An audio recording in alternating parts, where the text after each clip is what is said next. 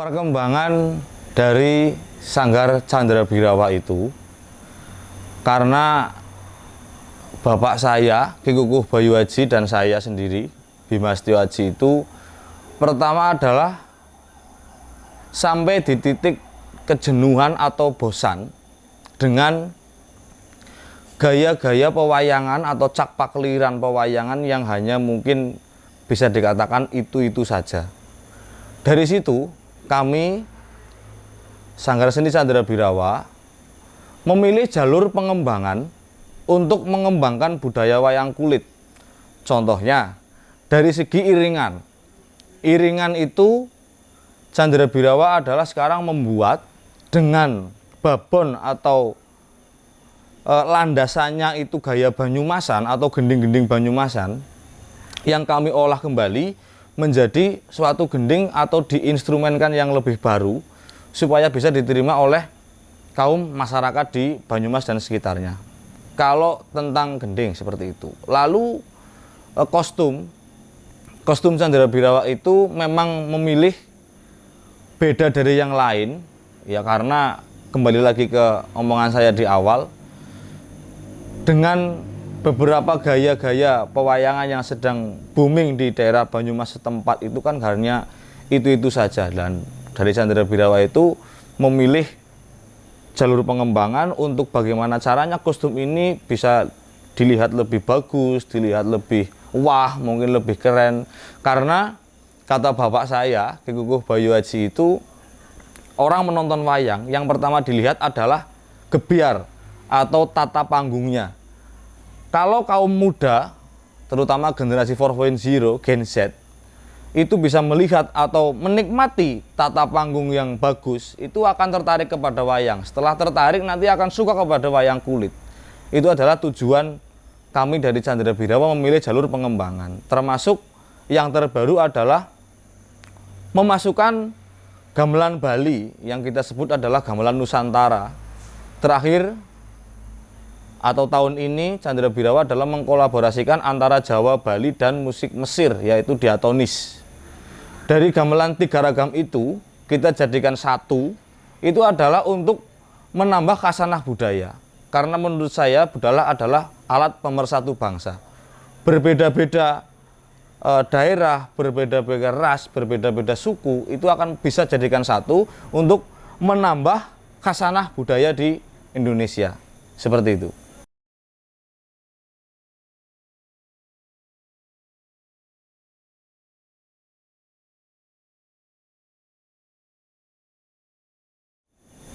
Perbedaan wayang babat. Wayang babat Banyumas itu adalah satu karya besar dari bapak saya, Ki Kukuh Bayu Aji, itu yang dulunya ide dan gagasan itu saya sendiri, akhirnya dikembangkan atau divisualkan dalam bentuk wayang oleh Pak Kukuh Bayu Aji. Walaupun tokoh Jaka Kaiman itu sudah ada sebelum Sanggar Candrabirawa itu membuatnya, namun kita lebih sempurnakan lagi, dan itu wayangnya memang berbeda dengan wayang yang lain. Kenapa saya harus mengangkat tokoh Jaka Kaiman itu? Karena Jaka Kaiman adalah pendiri Banyumas, Kadipaten Banyumas. Lalu kalau contoh perbedaan wayang antara wayang babat dengan wayang purwa biasa itu juga sangat berbeda. Yang pertama kita bisa bedakan adalah di tata kapangan. Kalau bahasa di wayang itu kapangan, yang lebih gampang itu postur tubuh. Postur tubuh wayang babat ini hampir menyerupai dengan postur tubuh manusia. Contoh, dari hidung, antara hidung ke kaki, estetika antara hidung sampai kaki, lalu lutut. Ini menjadi ciri khas wayang Banyumas. Ciri khas wayang Banyumas adalah di lutut. Jadi Pak Kukuh itu membuat wayang babat Banyumas ini tetap berpijak dengan tradisi, yaitu gagrak Banyumasan yang kita olah kembali supaya bisa masuk dan berbeda dengan yang lain. Dan lagi yang paling menyolok adalah bagian muka. Bagian muka, kalau wayang babat itu, kalau muka wayang klasik bisa dilihat perbedaannya, itu adalah ke atas. bibirnya itu ke atas seperti ini dan ke belakang. Kalau wayang babat itu enggak, tapi cenderung ke depan. Dan janggut wayang babat beda dengan janggut wayang Purwa pada umumnya. Kalau ini Gathotkaca Surakarta, janggutnya berbeda. Lalu hidung ini juga berbeda dengan wayang Purwa biasanya. Lalu kalau kita amati lagi adalah bedahan mata. Bedahan mata kalau seperti ini dalam bahasa pewayangan disebut mata kedelenan atau telengan juga bisa. Telengan wayang babat ini banyak mengadopsi dari Cirebon, makanya dibikin bulat karena yaitu kembali lagi menyerupai dengan manusia. Hidung sudah, atas bibir ini juga berbeda. Lalu dalam segi ulat-ulatan, kalau ulat-ulatan itu bahasa yang lebih gampang itu memperjelas make up wajah. Make up wajah di sini kumisnya ini mengadopsi dari wayang Banyumas Lawas. Kumis. Lalu kalau di Banyumas itu menyebutnya godek. Godeknya juga berbeda. Kalau Solo itu ke belakang lancip, kalau ini ke depan. Nah, seperti ini.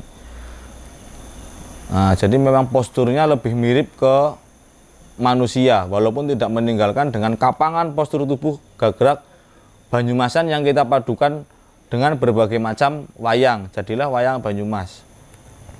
Sandangan atau pakaian yang di bawah ini juga sangat berbeda. Dalam segi bentuk tatahan pun juga berbeda. Dalam tatahan wayang babat Banyumas, karena saya ingin menghidupkan tatahan Banyumas yang asli, yang orinya, jadi setiap bubuk iring itu ada 2. Kalau Solo 1. Kalau Solo itu 1. Bubuk iringnya 1. Tapi kalau Banyumas itu bubuk iringnya 2. Ini menjadi salah satu ciri khas. Lalu sumping yang tidak ditata. Lalu seritan wayangnya itu juga berbeda dengan wayang pada umumnya. Itu kalau dalam segi tatahan. Memang banyak sekali unsur-unsur Banyumas yang saya masukkan ke sini supaya menjadi wayang ini babat Banyumas lebih terasa. Karena ini yang membuat juga asli dari produk Banyumas, tidak ada dari luar daerah. Itu seperti itu. Kalau wayang babat Banyumas, dan kerisnya pun dibikin realis seperti ini. Ini contoh tokoh Joko Kaiman pas menjadi bupati. Lalu ini yang masih muda, ini seperti ini. Ceritanya mungkin tatahan bentuk rambutnya bisa dilihat lebih jelas. Ini adalah seritan gaya Sikampuhan atau Cikampuhan. Ini asli dari Cikampuh, kebetulan bapak itu masih satu darah keturunan dari Cikampuh. Itu kalau wayang babat Banyumas. Lalu kalau wayang Purwa atau pengembangan dari Sanggar Candra Birawa itu memang berbeda dengan wayang Purwa yang lain. Contohnya seperti ini. Ini adalah wayang Purwa tokoh Jim Yudhistira. Jadi semua ornamen atau pakaian itu memang berbeda dari wayang Purwa yang pada umumnya. Bisa dilihat, mungkin sudah lebih jelas seperti Probo. Ini adalah salah satu pengembangan. Tetapi kalau kita mengamati lebih jelas dan kita teliti, dari postur tubuh atau kapangan bentuk wayang ini adalah mengadopsi wayang Banyumasan, gagrak Banyumasan. Kebetulan saya juga punya beberapa koleksi wayang Banyumas asli dari berbagai ragam dan daerah. Saya ada koleksi dan kami kembangkan supaya seperti ini. Hanya postur tubuhnya yang Banyumas itu agak kecil, beda dengan wayang Solo, Surakarta, diperbesar atau didudut 1-2 pelemahan dari kaki. Jadi postur tubuhnya jerujur ramping seperti ini. Nah, tetapi kalau kita amati, ini adalah mengadopsi wayang Banyumas Lawas. Sama juga, walaupun kita pengembangan yang berpijak pada tradisi. Nah, contohnya ini. tokoh Prabu Salya. Prabu Salya ini asli ini corekan Ki Kukuh Bayuaji dan yang mengadopsi gaya Banyumas lawas. Ciri-cirinya wayang Banyumas itu adalah satu, wok, janggut, terlihat lebih bulat dengan wayang pada umumnya atau gaya Surakarta. Janggutnya berbeda. Lalu semua tatahan itu ada namanya kurung atau dikurungi. Jadi semua itu dikurungi semua. Nah, semua itu dikurungi semua. Ada list di sampingnya ini. Dan tidak meninggalkan gagara Banyumas, yaitu kalau wayang lanyapan atau wayang dengar itu ada titik andeng-andeng atau tai lalat. Itu kalau wayang Banyumas lawas pasti seperti itu. Lalu di sini godeke itu ke depan dan bedahane postur tubuhnya itu berbeda dengan wayang Surakarta dan Yogyakarta maupun Kebumen. Karena di Banyumas itu tidak ada wondo. Jadi kalau Kresna ya hanya satu. Kresna itu yang dengar seperti ini. Kalau di Banyumas seperti itu. Di Banyumas tidak ada wondo. Adanya kalau tokoh Kresna ya seperti ini. Nah, seperti itu bisa dilihat. Postur tubuhnya. Kita hanya mengembangkan pulasan saja. Pulasan yang kita campur antara Surakarta, Banyumas, dan Cirebon maupun wayang Prayungan yang kita campur menjadi satu. Dan yang menjadi ciri khas wayang Candrabirawa yang terbaru adalah sunggingan di bagian sini. Wayang babat pun sama. Ini bisa terlihat lebih jelas. Ini namanya pulasan Gotrian kata Pak Kukuh. Pulasan ini dibuat sekitar tahun 2004 dulu. Tahun 2004 itu Pak Kukuh memulas gaya Gotrian seperti ini yang sekarang saya hidupkan kembali.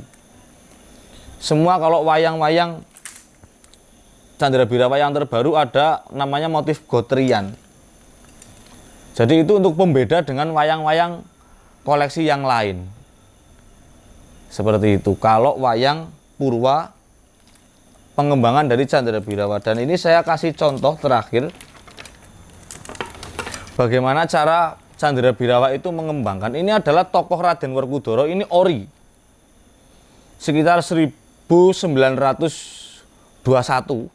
tahun wayang ini. Ini adalah tatahannya buyut saya, yaitu Eyang Wir di daerah Rawalo. Itu tukang paling bagus di Banyumas pada masanya, pada kala itu. Masih saya simpan dengan baik dan benar, dan ini wayang masih utuh semua. Ini adalah wayang gagrak Banyumasan, tapi gaya si kampuh. Karena wayang gagrak Banyumas itu terdiri dari 5 bagian. Itu nanti lebar kali ruwet kali panjang. Ini adalah wayang Cikampuh. Wayang Cikampuh, ciri-cirinya pun sama. Seritan atau pola tatahannya itu berbeda dengan gaya Surakarta. Bisa dilihat itu. Lalu bubuk iringnya itu 2, dan janggut pasti bunder-bunder seperti ini, lebih bulat, mata lebih besar, ciri-cirinya, dan kapangan atau postur tubuhnya itu berbeda dengan wayang gaya Surakarta maupun Jogja.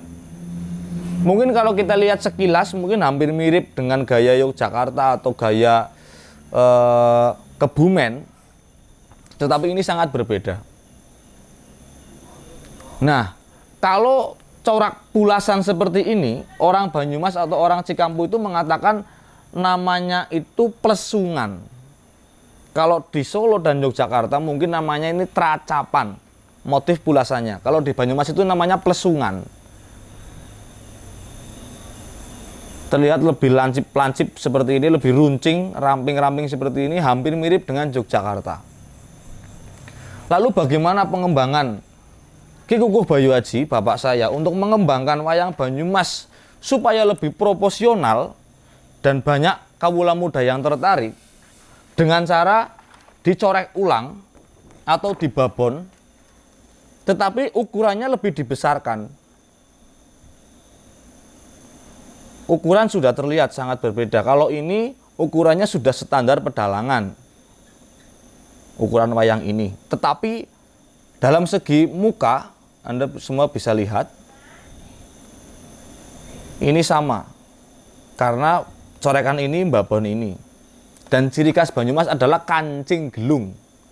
Kancing gelung itu pasti di mana-mana seperti itu. Kenapa terlahir corekan wayang ini? Ini adalah salah satu terobosan dari Sanggar Candra Birawa. Bagaimana cara wayang Banyumas itu lebih enak dilihat dan disukai banyak seniman-seniman di daerah Banyumas, karena di daerah Banyumas sendiri pun itu jarang sekali yang tahu tentang wayang Banyumas seperti ini. Itu sangat jarang sekali. Bahkan hanya 1-2 orang yang mengetahui wayang corak asli gaya Banyumasan.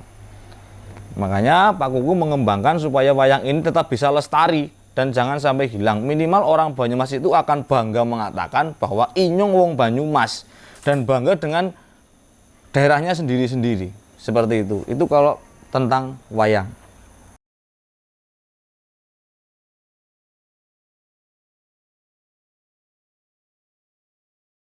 Palaran itu kan berarti lebih ke apa namanya ya, musik atau lagu.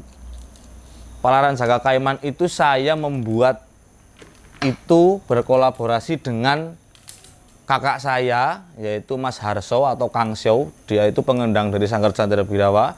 Dia adalah yang membuat iringan Jaka Kaiman Pure. Anda bisa lihat mungkin di Candra Birawa Channel itu iringan wayang babat Banyumas dari talu sampai tancap kayon itu berbeda dengan yang lain. Contohnya saya mengembangkan palaran Jaka Kaiman, Sang Raden Jaka Kaiman. Itu kan aslinya Raden Arya Werkudara, nyata lamun Satriyan Jodipati. Nah itu saya hanya ganti liriknya, menceritakan tentang Jaka Kaiman ini setelah Banyumas dibagi 4, yang sampai Jaka Kaiman ini mempunyai julukan Adipati Merapat. Itu kan karena Wirasaba dibagi 4 dan dia memilih untuk membangun kadipaten yang baru, yaitu membabat Alas Mangli.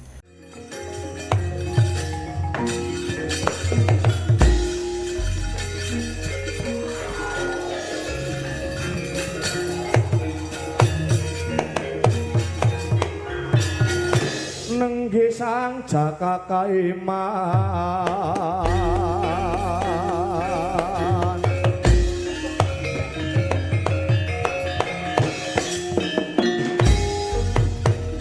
nyata lamun Satriya kang wibawa.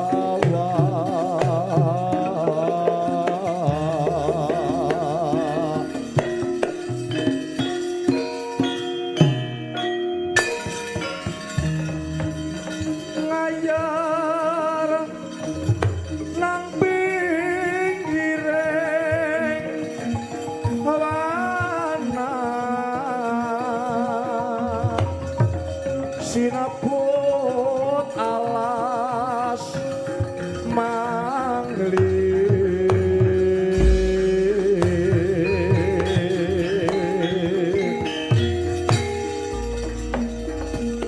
yen Cinandra gegirisi pindah guntur.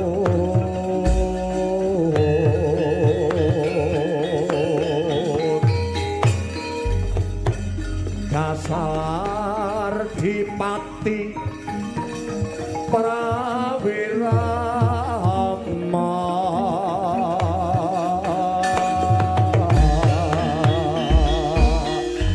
eling kaden eling wiwit babat Alas Mangli.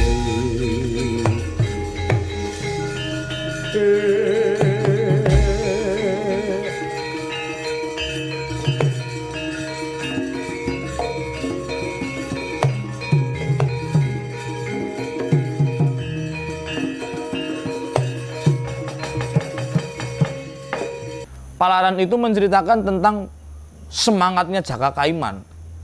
Semangatnya Jaka Kaiman untuk mencari jati dirinya, dan dia memilih membangun dan memulai hal yang baru. Dia tidak berhenti di zona nyaman. Dia berani membuat atau membabat sesuatu yang baru supaya dia bisa melahirkan kadipaten yang bernama Kadipaten Banyumas. Dan iringan-iringan itu pun sesuai dengan adegan wayang. Contohnya kita mengembangkan Gudril Banyumasan, Renggong Lor, Renggong Manis. Seperti iringan yang paling saya sukai di wayang babat ini ada dua, yaitu telutur gerongan telutur Banyumasan dikembangkan menjadi gantungan, dan yang satu itu namanya Cerpek Jumangkah. Kalau yang telutur Banyumasan itu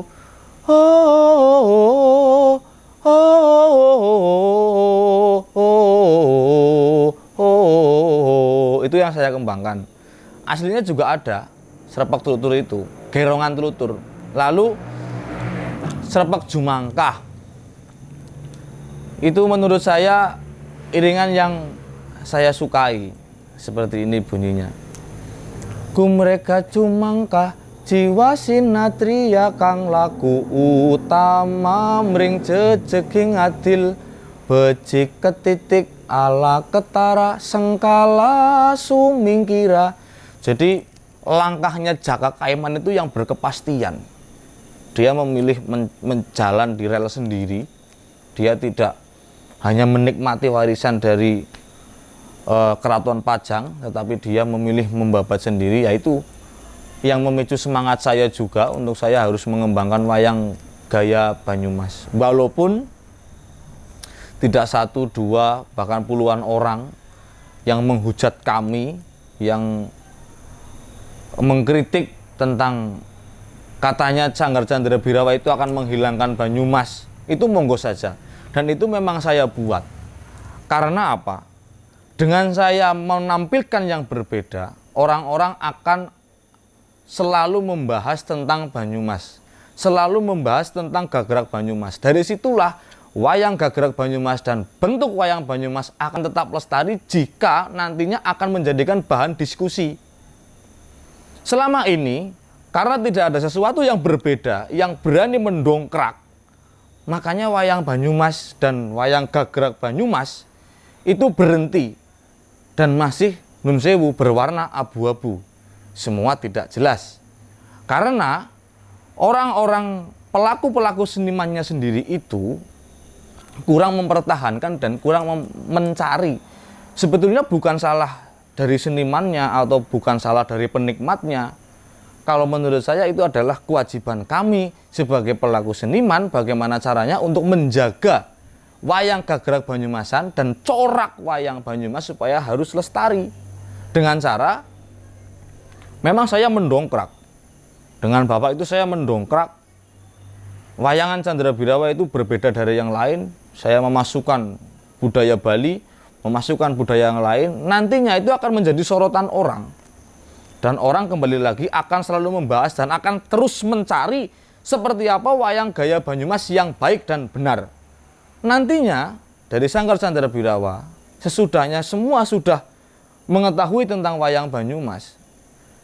Kembali lagi, Candra Birawa adalah pengembangan yang berpijak pada tradisi. Walaupun saya dan Bapak memilih jalur pengembangan, tetapi tidak meninggalkan tradisi, yaitu wayang Gagrak Banyumasan. Seperti itu.